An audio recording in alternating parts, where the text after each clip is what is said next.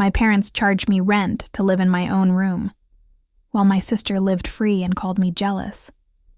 But they never imagined I'd buy a house in cash and make them regret every dollar.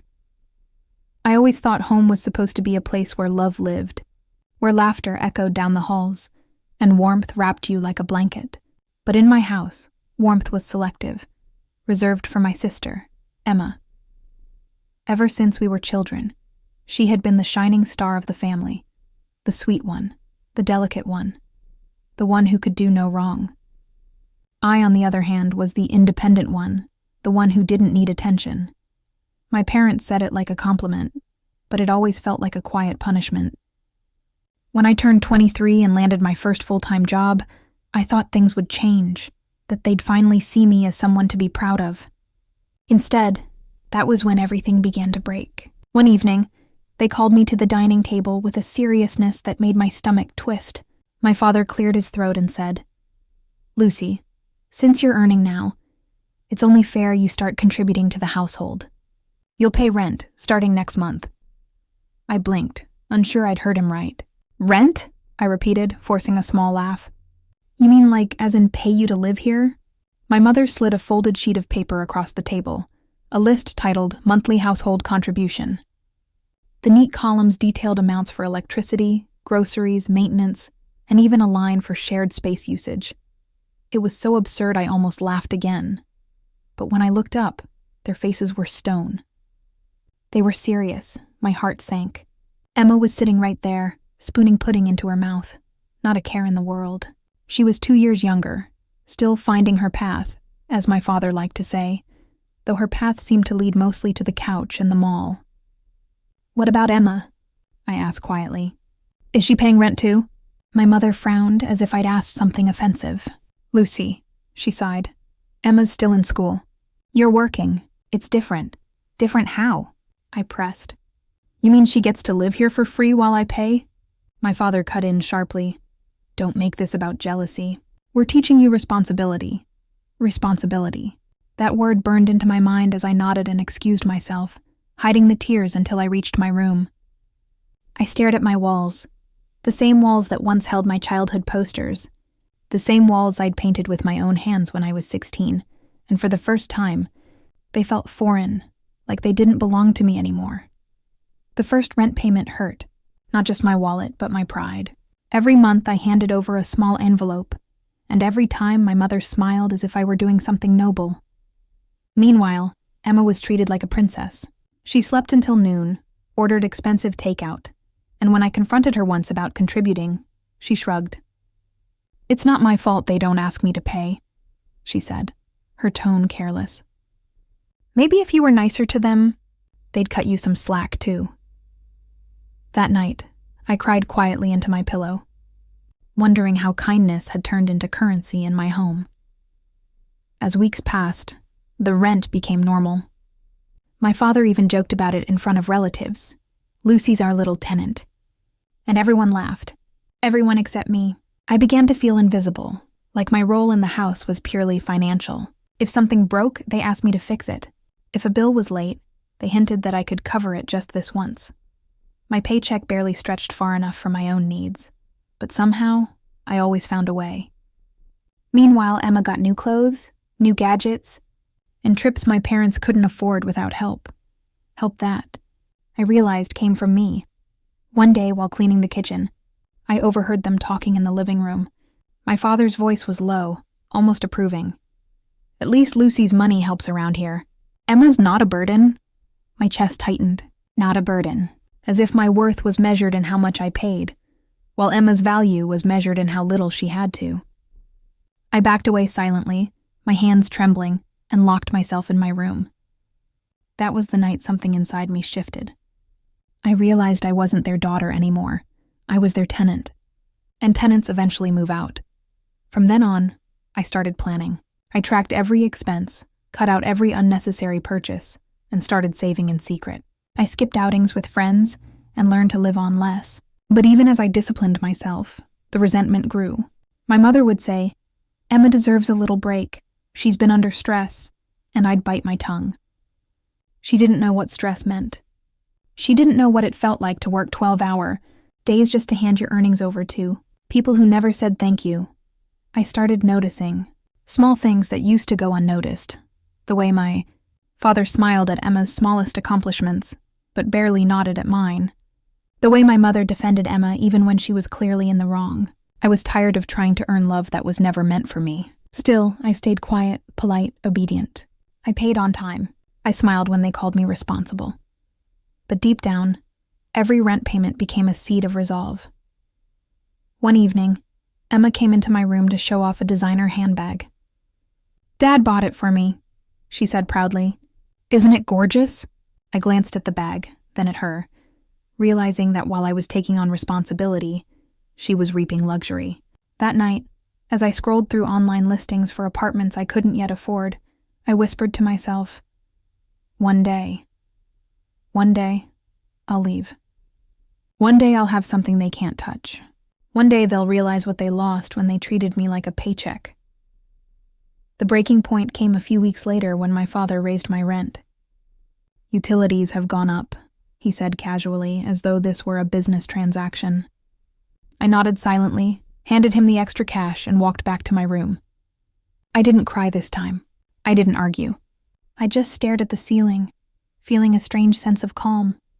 Because I knew this would be the last time they used me.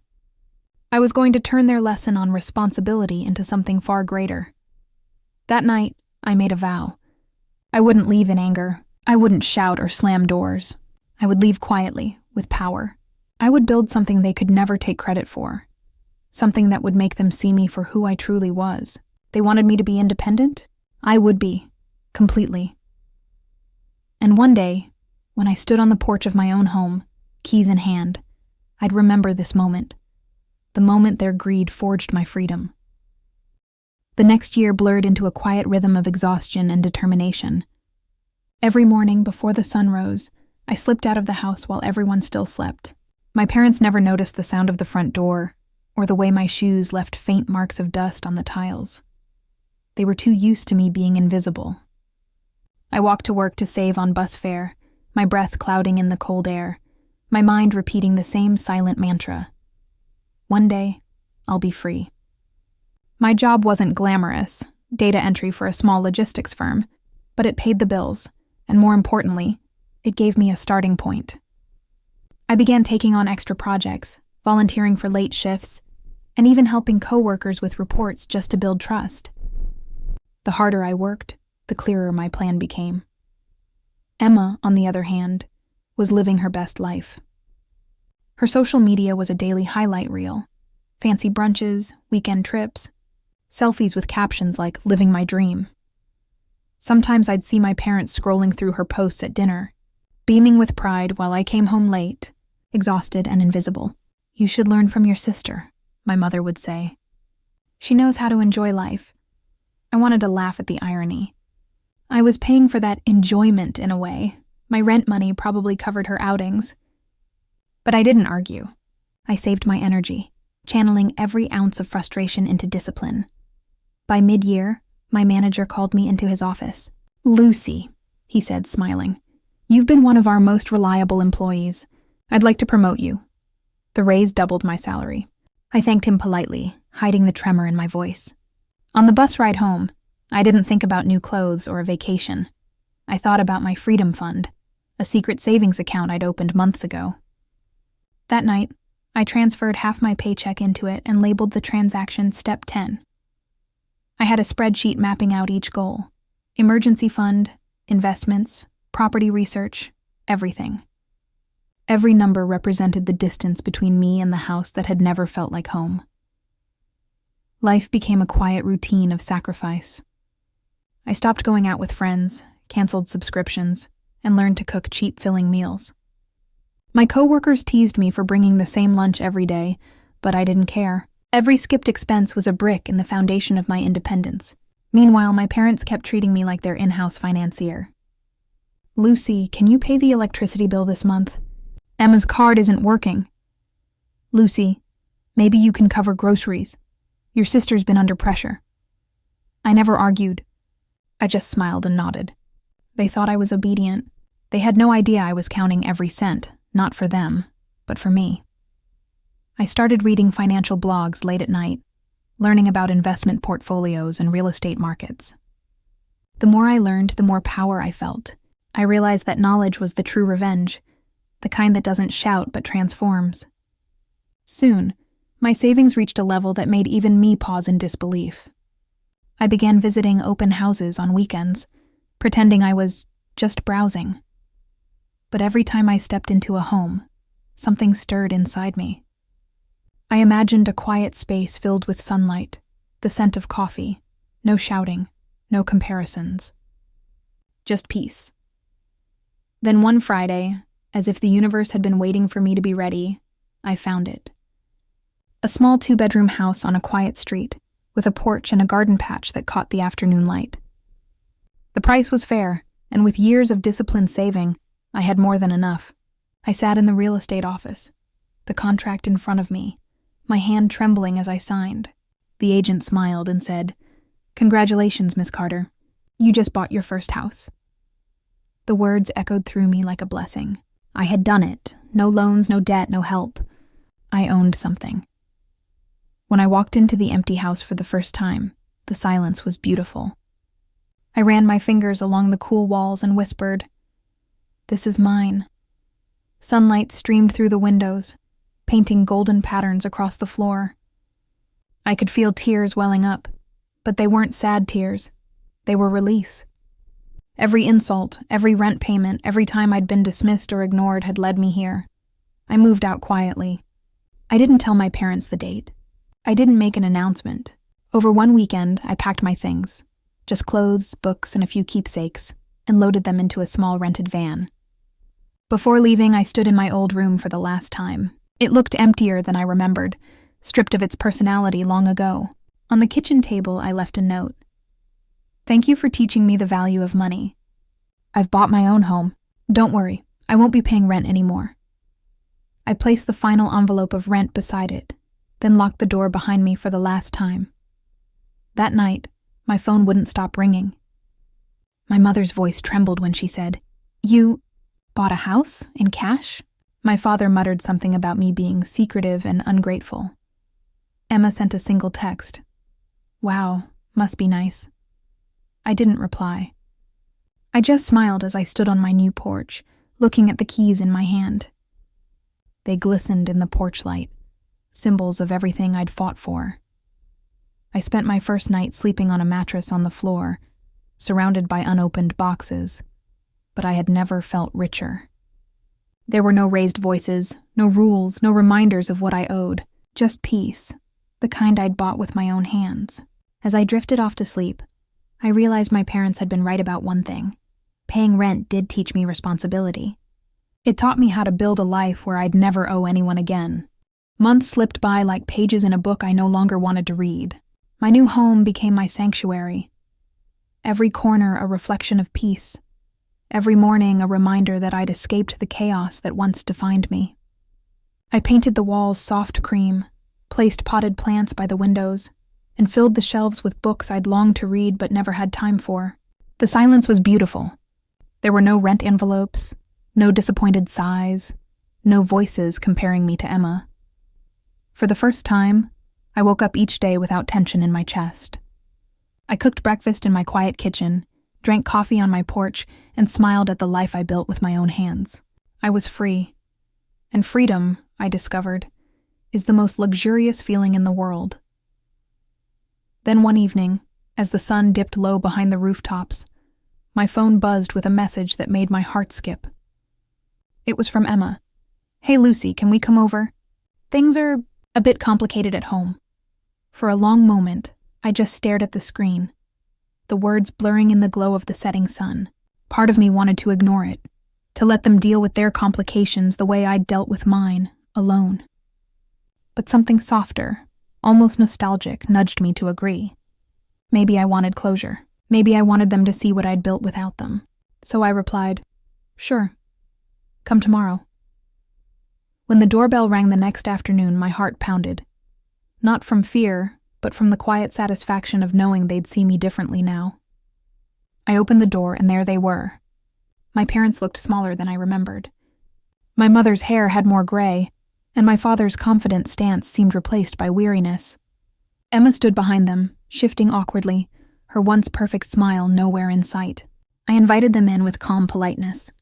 My living room, filled with soft light and the scent of freshly baked cookies, felt worlds apart from the tension that used to fill their home. As we sat down for tea, the conversation began with awkward small talk, weather, work, the neighborhood.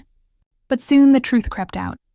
My father sighed deeply and said, "The landlord increased our rent again. We might have to move. It's been hard." My mother nodded, her voice trembling. "You're very lucky, Lucy. Owning a house like this, it's such a blessing."